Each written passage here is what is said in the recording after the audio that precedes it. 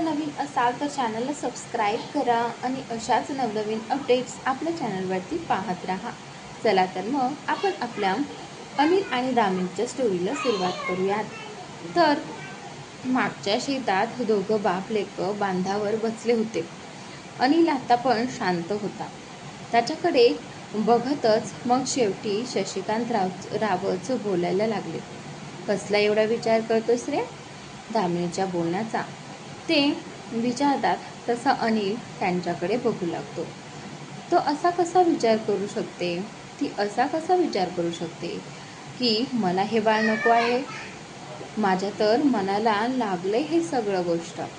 अनिल शेवटी त्याच्या मनातील खंत बोलून दाखवतोच, ज्यावर शशिकांतराव हलकेच असतात. त्यांना हसायला येतं. तू पण तीच चूक करतोयस जे सगळे करतात. किती सहज तिच्यावर ढकलून मोकळा झाला असणार आहे. शशिकांतराव बोलतात तसं अनिलच्या कपाळावर आट्या पडतात. त्याला अजून पण असंच वाटत होतं की दामिनी जे काही बोलली ते चुकीचं होतं. मान्य आहे, ती जे बोलली ते चुकीचं होतं, पण तिने त्याच्यावर कसले आरोप तर केले नव्हते. तिने फक्त तिच्या मनातली भीती बोलून दाखवली होती आणि त्यात पण ती स्वतःच कन्फ्यूज होती. हे बघ, हा जो काळ असतो ना, तो स्त्रियांसाठी खूप नाजूक काळ असतो. पूर्ण शरीरात बदल घडत असतात. किती त्रास ते किती दुखणं, मध्येच मूड बदलणं, खूप काही त्रास होत असतो. पण या सगळ्या पलीकडे जाऊन त्या फक्त एवढाच विचार करत असतात की आपल्या बाळाला काही त्रास व्हायला नको. दामिनीचं मन आता त्याच नाजूक परिस्थितीतून जात आहे. त्यात जर आपण सुद्धा तिच्यासारखेच वागलो तर या गोष्टीचा त्रास तिला सगळ्यात जास्त होईल. या अवस्थेत तिचा असं विचार करणं नॉर्मल आहे. फक्त तूच तिची मनस्थिती समजून घे. तिच्याही मनात हीच भीती आहे की तिला जमेल का आपल्या कामाबरोबर, घरच्यांना आणि या लहानग्या जीवाला नीट जपायला तिला जमेल का? हळवी झाली आहे रे पोर, माहीत आहे ना तुला. स्वतःला त्रास जरी झाला तरी ती काही वाटत नाही तिला, पण तिच्यामुळे दुसऱ्याला कोणाला जरी त्रास झाला तर काळीच पिटाळून निघतं तिचं.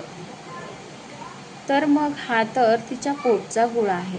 त्याच्या बाबतीत हलगर्जीपणा सहन होणार आहे का तिला? शशिकांत अगदी सरळ सोप्या भाषेत त्याला आत्ताची दामिनीची काय अवस्था आहे हे समजून सांगण्याचा प्रयत्न करतात आणि ते काही प्रमाणात अनिलला पटलं सुद्धा होतं. आता मी तुला एवढंच बोलेन की ती काय बोलतीये हे मनावर न घेता तो तुमचा हा गोड क्षण भरभरून जगून घे आणि तिला पण यात सामील करून घे. विश्वास पटू दे की या प्रवासात ती एकटी नाहीये, तर तू आहेस तिच्याबरोबर ठामपणे उभा आहेस.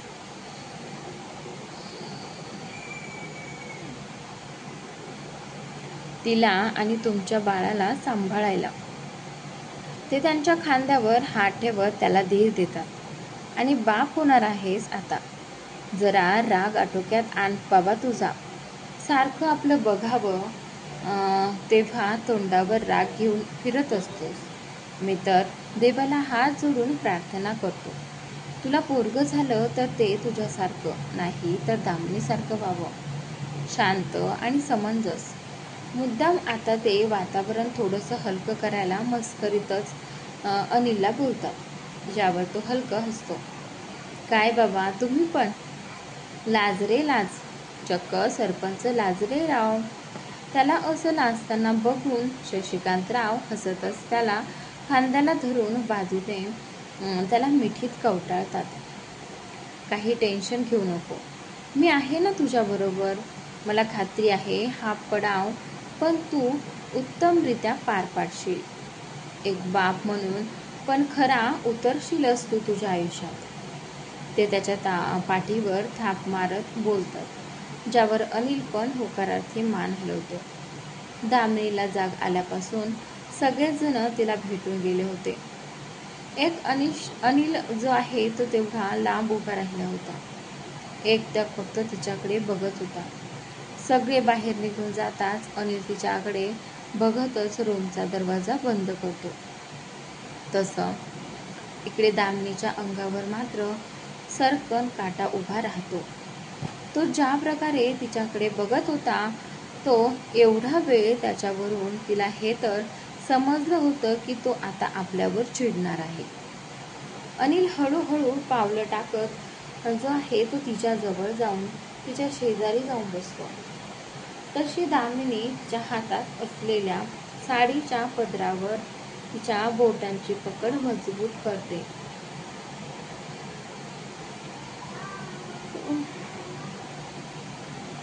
अनिलची नजर मात्र तिच्या पोटांवर स्थिर होते. हळूच पुढे सरकत तो अगदी हळुवारपणे तिच्या पोटावरून हात फिरवतो. माझं लेकरू अगदी क्षणात गहिरीवरून आलं होतं त्याला.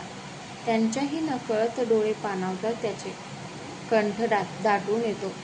त्यांच्यासाठी ही खरंच खूप खूप खास आणि हळवी फिलिंग होती. त्यांच्या तोंडून माझं लेकरू हे शब्द ऐकून तर दामिनीला पण भरून येतं. त्याच्याकडे बघतच तिचे पण डोळे भरून येतात. क्षणात डोळ्यांसमोर काही वर्षांपूर्वीचा क्षण उभा राहतो.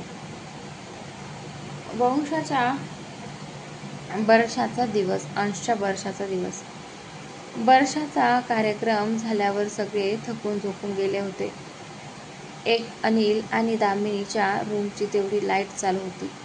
दामिनी तिच्या परीक्षेचा अभ्यास करत होती तर अनिल पण ती जागी आहे म्हणून तिच्यासोबत काहीतरी करायचं म्हणून त्याचं पंचायतमधले ऑडिटच्या फाईल पूर्ण करत बसला होता.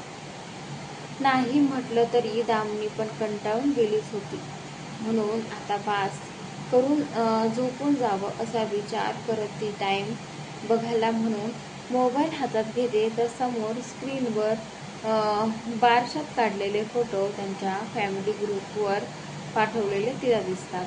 उत्सुकतेने ती पण पटकन ग्रुप चॅट ओपन करून फोटो बघू लागते.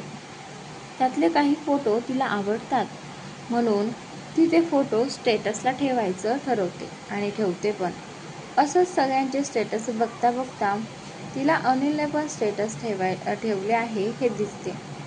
ती ओपन करून बघते तर त्या दोघांचा फोटो होताच आणि तिच्या हातात तिने अंशला पकडलं होतं. एवढ्या गडबडीत त्याने तिच्या मागे लागून तो फोटो काढला होता. त्या तिघांचा फोटो बघून हलकेच तिच्या चेहऱ्यावर हसू पसरतं. तेच तिचं लक्ष त्याने खाली कोपऱ्यात लिहिलेल्या कॅप्शनवर जातं, जे वाचून तिचं मन भरून येतं. किती स्वतःच्या भावना अडकून भरल्या होत्या त्याने फक्त स्वप्नासाठी. आजही दामिनीला तो क्षण जशास तसा तिच्या डोळ्यांसमोर आला होता. त्याच्याकडे बघतच त्याने तिच्या पोटावर ठेवलेल्या हातांवर हात ठेवतो आणि इकडे त्याच्या हातावर विसावलेला तिचा हात बघून अनिल भरल्या डोळ्यांनी तिच्याकडे बघतो. तिच्याकडे बघता क्षणी त्याच्या ओठांवर हसू उमटतं. पुढे सरकत तो आनंदाने तिला मिठीत घेत तिच्या कपाळावर ओठ टेकवतो. राग तर कुठच्या कुठे पळून गेला होता त्याच्या पाखरावर. रागवू शकत होता का तो? रागवायचं तर लांब, तर रागवायचं नाटक करायला पण आता जमणार नव्हतं. उलट भरभरून प्रेम द्यायचं होतं तिला, तिच्या वाटणीचं आणि प्लस त्यांच्या बाळाचं पण. मराठा राजा महाराष्ट्राचा म्हणती सारे माझा माझा. आजही गौरगीते गाती ओवाळण पंचारती, तो फक्त राजा शिवछत्रपती जय जिजाऊ जय जिजाऊ.